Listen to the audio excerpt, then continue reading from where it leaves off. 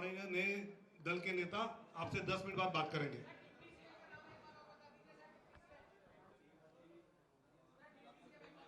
CM के साथ दो डिप्टी सीएम होंगे, भजनलाल शर्मा सीएम, प्रेमचंद बैरवा और दिया सिंह डिप्टी सीएम।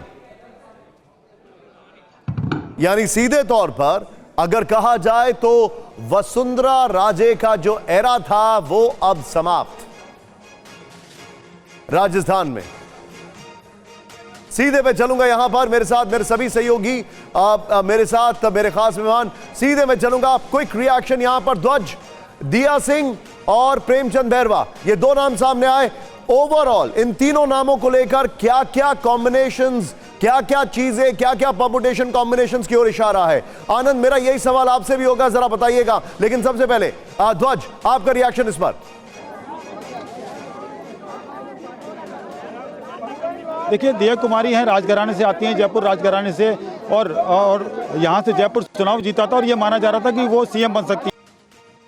सीएम नहीं बनती हैं तो डिप्टी सीएम, यानी कि राजपूत वोटों को साधने का काम किया। और यह पूरी तरीके से माना जा रहा है कि आगामी चुनाव में राजपूत वोटों को साधने के लिए दिया कुमारी का नाम जो है डिप्टी सीएम के रूप में दिया प्रेमचंद बैरवा, यानी कि SC/ST के जो वोट हैं उन्हें साधने के लिए प्रेमचंद बैरवा को दिया गया है। हालांकि इनका नाम कहीं भी नहीं आ रहा था, कहीं भी मीडिया में इनका नाम नहीं आ रहा था, लेकिन ये नाम भी चौंकाने वाला है, एकदम से चौंकाने वाला नाम है प्रेमचंद बैरवा। उनको डिप्टी सीएम बनाया है, तो ये एक बड़ी बात है, यानी कि जातियों को साधने का काम चल लोकसभा। जैसा कि हम क्या की सोच है, जो विजन है वो ये है कि किसी भी स्टेट में आगामी 15 साल का विजन देखा जाए और ऐसा सीएम और डिप्टी सीएम बनाया जाए जो आगामी 15 साल संभाल सके। यानी कि ये भी तय माना जा रहा था कि 60 साल से कम उम्र के होंगे डिप्टी सीएम और सीएम, और वही बात साबित हुई। और ये जो नाम है प्रेमचंद बैरवा का चौंकाने वाला, हालांकि दिया को माना जा रहा था कि सीएम की रेस में है और उसके साथ साथ में।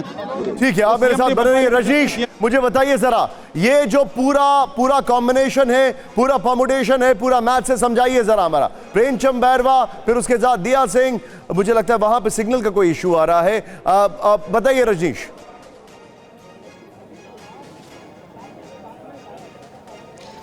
देखिए, जो कॉम्बिनेशन है निश्चित तौर पर सवर्ण वोटों को साधने के लिए एक बड़ी कोशिश बीजेपी की ओर से यहाँ पर की गई है। चूंकि बीजेपी की जो सबसे बड़ी नेता यहाँ पर रही हैं वसुंधरा राजे, राजपूत समुदाय से आती हैं, लेकिन मुख्यमंत्री ब्राह्मण समाज से बनाया गया है। साथ ही साथ इस इक्वेशन को कंसोलिडेट करने के लिए दिया कुमारी को डिप्टी सीएम बनाया गया है। जहाँ तक हमने देखा मध्य प्रदेश और छत्तीसगढ़ में जो एक्सपेरिमेंट बीजेपी की ओर से किया गया था, डिप्टी सीएम में यहाँ पर वो एक्सपेरिमेंट किया गया है प्रेमचंद बैरवा को लेकर। तो कहीं ना कहीं जो कास्ट इक्वेशन है उसका एक बैलेंस यहाँ पर देखा जा सकता है, और उसी को यहाँ पर साधा गया है कि अगर वसुंधरा राजे अब बीजेपी की सर्वमान्य नेता राजस्थान में नहीं है, तो जो सवर्ण कम्युनिटी है, खासतौर पर राजपूत कम्युनिटी है, उसको कैसे कंसोलिडेट किया जाएगा बीजेपी के पक्ष में और सवर्णों को कैसे अपने पक्ष में लाया जाएगा। तो एक बड़ा एक्सपेरिमेंट बीजेपी की ओर से आप कह सकते हैं इन नामों को लेकर हुआ है। निश्चित तौर पर इसका और विश्लेषण होगा, लेकिन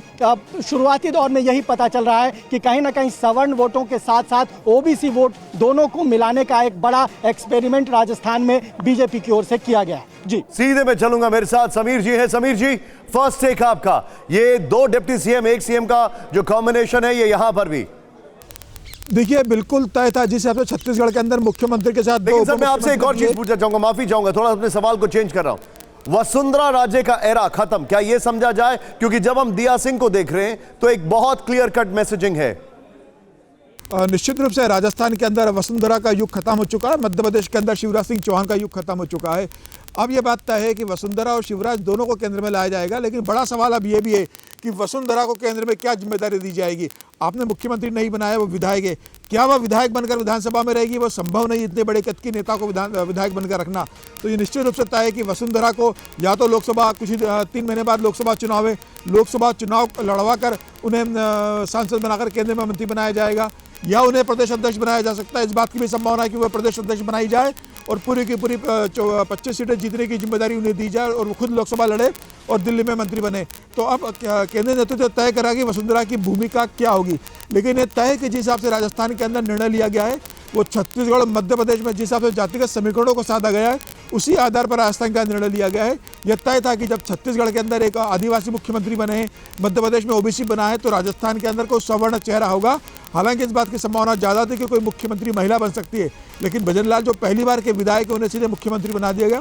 पार्टी का ये एक बहुत चौंकाने वाला निर्णय रहा है। संघ पृष्ठभूमि से आते हैं, अच्छा नाम है, सांगानेर से विधायक जीते, मुझे लग रहा है एक अच्छा चॉइस है। ब्राह्मणों को साधा गया है, पूरे देश के अंदर ये मैसेज जाएगा।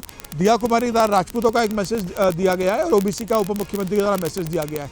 तो मुझे लग रहा है ये एक अच्छा निर्णय लिया है और पूरे देश के अंदर कॉस्ट कॉम्बिनेशन का जो मैसेज प्रधानमंत्री मोदी देना चाहते हैं वो दिया है। और तीनों राज्यों के अंदर एक नया नेतृत्व प्रधानमंत्री मोदी लेकर आए, जो तीनों राज्यों के अंदर एक नई लीडरशिप का संकेत देता है।